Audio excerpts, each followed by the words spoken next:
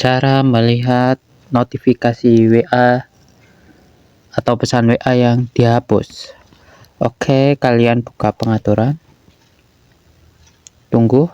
Setelah terbuka, kalian scroll ke bawah, ada tulisan notifikasi, kalian klik.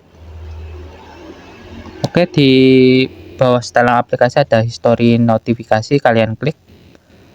Oke, sebelumnya kalian harus mengaktifkan terlebih dahulu ya. Gunakan history notifikasi, kalian klik ya pada bagian kanan. Setelah diaktifkan, kalian bisa melihat beberapa aplikasi yang sudah